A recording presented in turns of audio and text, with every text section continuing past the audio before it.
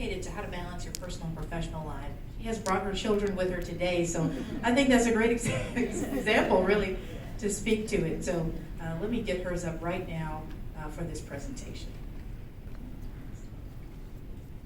All right, Louise, come on up.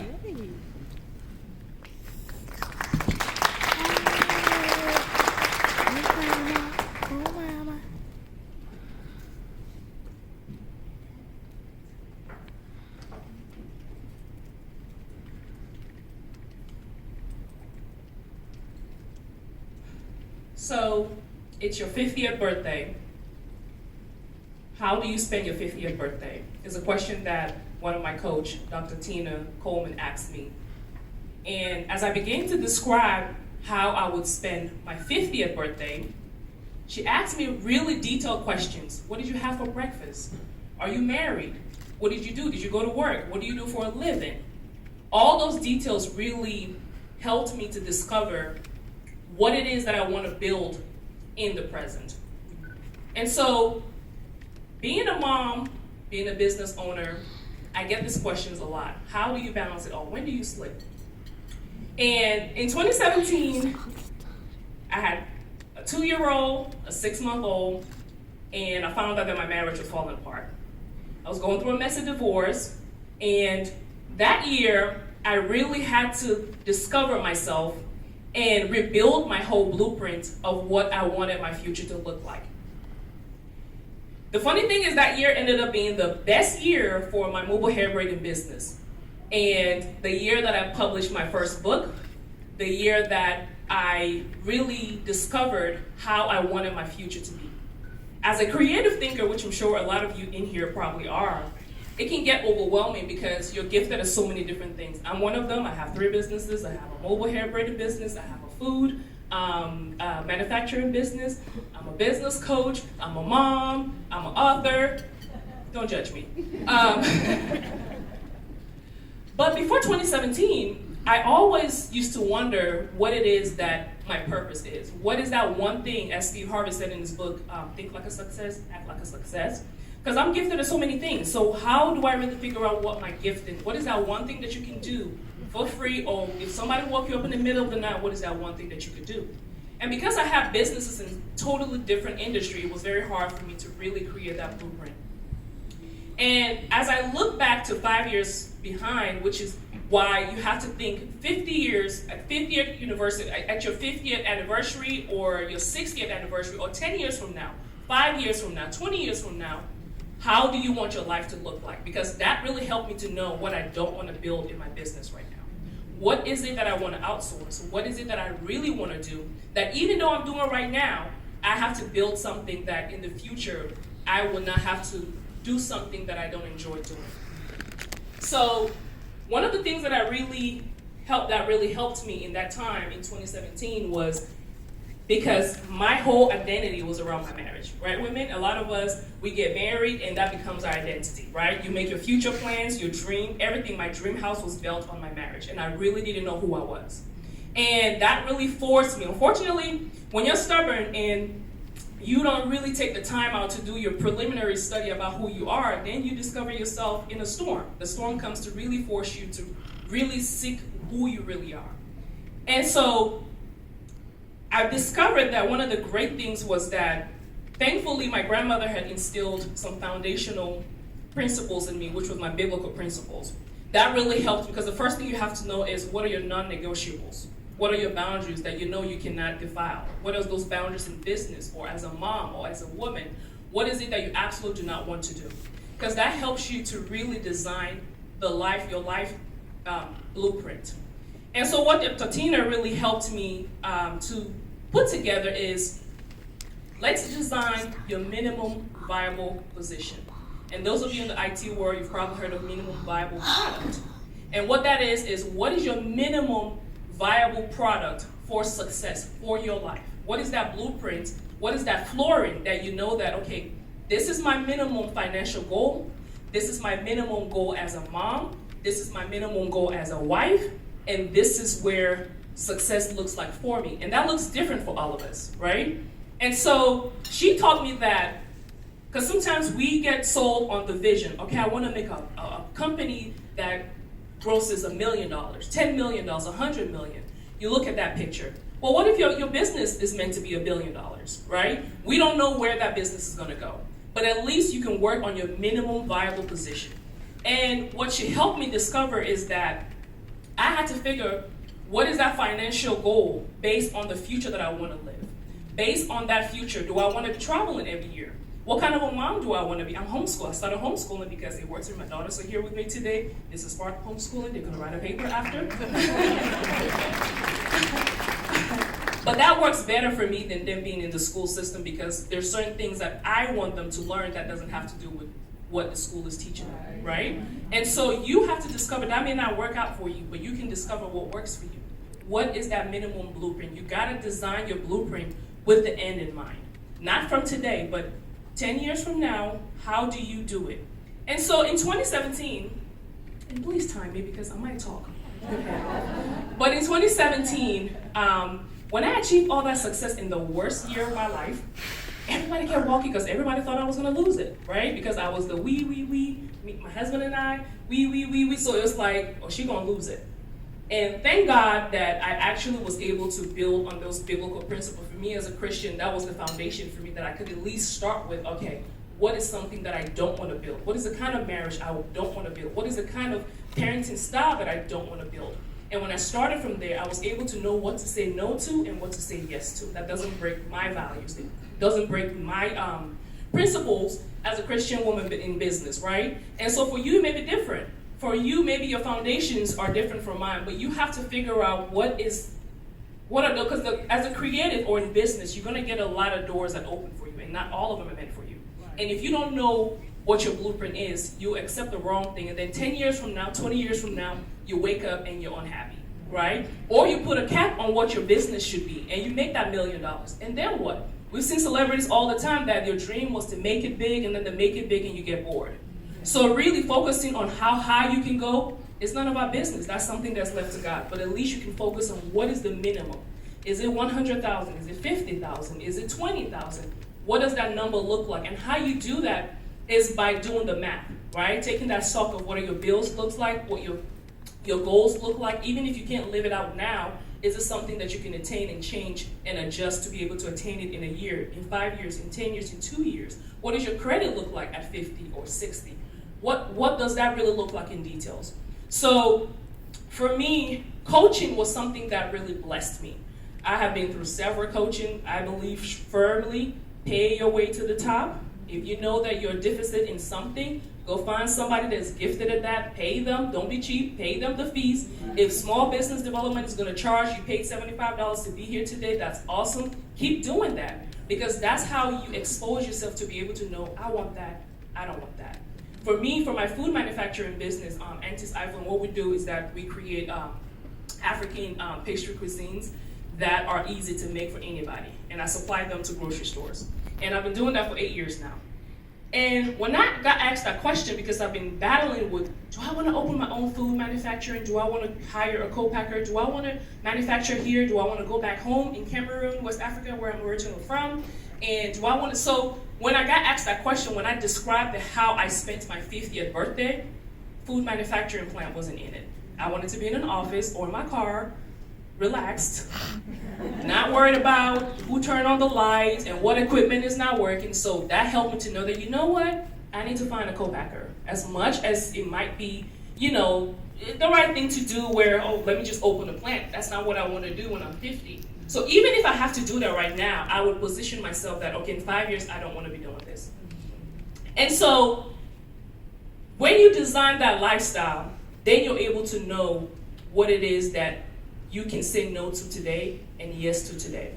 And I want to say that those that have heard in the IT world, for those that may need extra explanation, because this can go all day, but a minimum viable product is, what is that bare structure, right? In the IT world, when they create an app, they don't create the whole app. They don't create, iPhone knew what iPhone 20 was going to look like probably from iPhone 1. They just didn't give it to you, right? Because they help they let the market help them discover what iPhone 2 needs to look like. So you just need to worry about what is your iPhone 1. And if you're already in your iPhone 2, or you're already in your iPhone 1, I'm sorry, what does your iPhone 2 look like, right? And not worry about, my mic, oh, okay. And not worry about what is that cap. We don't have any cap. We don't know what the future is. You may be building $1 billion business, $1 million, $100,000 business. And so for me, that really blessed me, getting coaches that were able to help me to figure out and to dissect and to question myself. And 2017 was so pivotal for me to be forced to ask myself those questions and to know that I actually was in the wrong relationship. Because when I really designed my life, I'm like, oh yeah, that wouldn't have worked out. I didn't know myself before I got into it, right? I didn't know who I was. So like even, woman to woman, people come and say, would you ever, take him back? Would you ever go back? No, because he doesn't fit in the design that I have for my future, right? And so it's not hard feelings or anything. Even with friendships, there are friendships that when I look back now, I'm like, now that I have a design for my life, it doesn't fit that way. And even in the future, when I do meet that right person, I need to be able to show him this is where I'm headed. Does this fit with you? Do you fit in this? Even in friendships, how does this fit in? When you design your life, trust me, you would attract that. Because right now I have friends that I can call on for business advice. I have one of my great friends here, Ejama, she's in business as well. But I was able, and I've known her since college, but we never got close until I started figuring out what my design for my life is. And I started calling her back to back, like, oh yeah, she needs to be my person, because that fits into where I'm trying to go into. So thank you guys so much for listening to me, and I will take any questions that you have.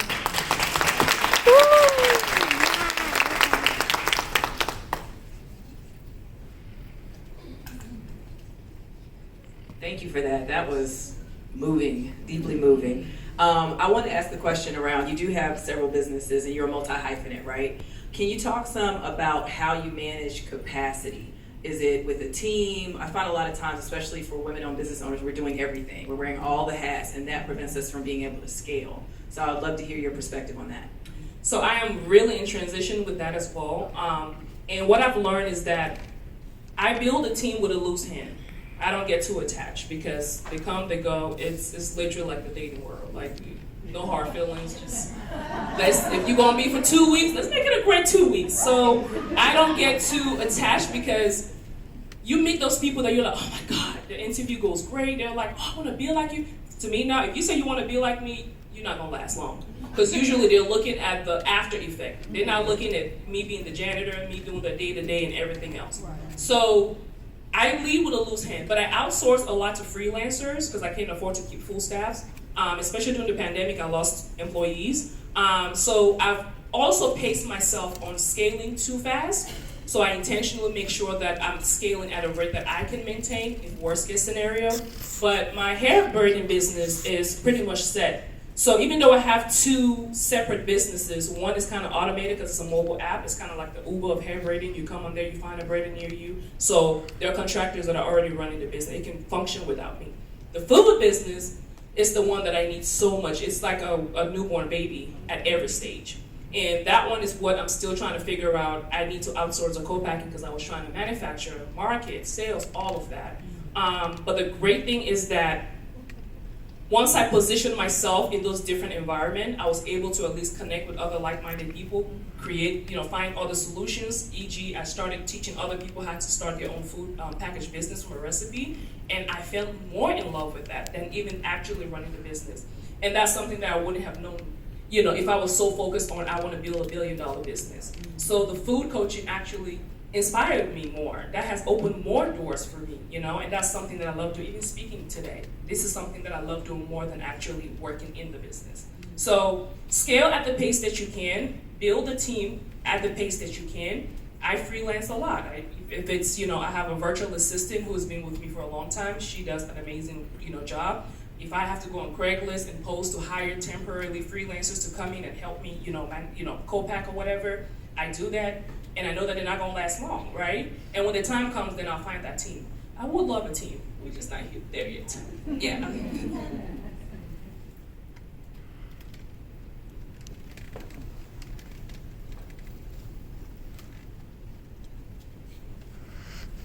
Hi, my name is Joy Haley, and I have several businesses. How do you separate that? because I know, like, I just started a trucking company, but I also help small business owners get certified and registered and send registration. So that's what I've been doing for the last couple of years, but I just got my CDLs, starting a trucking company, and so now I'm in the part of rebranding everything. And so instead of being known as a truck girl or the certification person or whatever, how do I just tie it in cost one? Awesome question. And I wish I had a drawing board where I could draw and just kind of do it, because you don't separate it. Your blueprints, think of it as you have a big circle in the middle, and then there are like little arrows going out, right? Which is you. You are the minimum viable product, whatever that looks like. You're just having different dimensions to yourself, because again, like I said, if you try to over-separate it, you might miss the blessing that may come out of either one of them. Like I said about the coaching business being birthed naturally because people kept asking me questions about, oh, how do you get your packaging for your food product? And that door opened. So I wouldn't say separate them, but just make you, because it's you, right? Create your blueprint. This is how many percentage, like for me right now, my coach has me on a 60, 30, 10%. So if you're doing your math, okay, which one can give me the financial leverage that I really need for my business right now? Then you do that at 6. Maybe that one is easiest. What's the easiest way you can make money right now to create whatever revenue that you want? You can make that at 60%, while you're still growing the other one at a 30% rate, and then the other one at a 10% rate. And then it switches every year, or every 2 years, or every 5 years, and you just kind of balance it like that. There is no such thing as balance. That's a myth, right? There is no balance. You just create a blueprint for you, and you make sure that what you really are building is what you truly want, right? And you figure it out, and it changes. I love what Shonda Rhimes, I love her speech that she gave, that, there's no such thing as a balance. It's a myth, right? If she's, functioning in one thing, she's failing in another thing. I don't believe it's a failure per se. That's the only thing that I don't disagree with, because if it's what you've designed for yourself, then everything is working for your good, right? So for me, my kids may not, they may miss their friends at school a little bit, but they get to come on a Friday to events like this with me, right? And I may have to sacrifice that if I'm working and I'm able to do certain specific things with them. I don't call it a failure. I just know that this is what is important for the blueprint that I have of who I want to be like as a mom. So don't try to separate it. See how they can all work together for you as, a one product person. You're your minimum viable position. So what is that number that you want to be making every year? And then break that down to help you discover how to manage them, I would say. Any more questions for Louise? Yes. Hello, good morning. Thank all speakers for the inspiration. My question is, being that you're here, did you work with or use the Small Business Development Center at all with your expansion, your growth?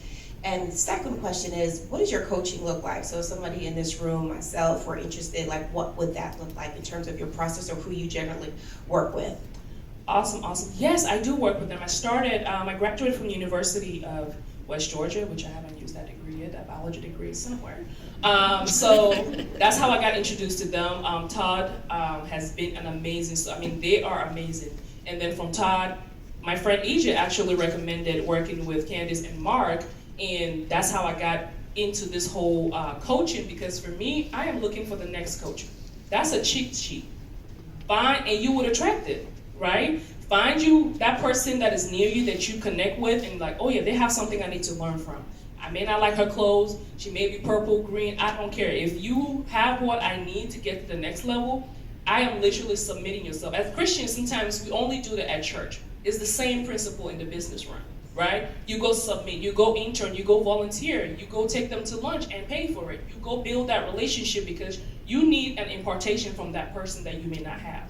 So for me, coaching has been the cheat sheet. So now I'm literally constantly changing, and it's evolving. Every year it changes. I'll get connected to somebody else that has something, they will say something that clicks that I know I need, and I'll go through with it. For the coaching, I have my business card, so it's just for anybody. There's several e-courses that I do in master classes. So if you have a recipe that you want to turn into a product, then I help you take you through from scratch all the way to a legal product that you can sell in grocery stores. And then I do business coaching as well to figure out what is that gift that you can build a business on. Because a lot of us don't know what our gift versus talent is, so I help you create that blueprint for yourself as well. Thank you, Louise. Oh, thank you. Thank you. Thank you.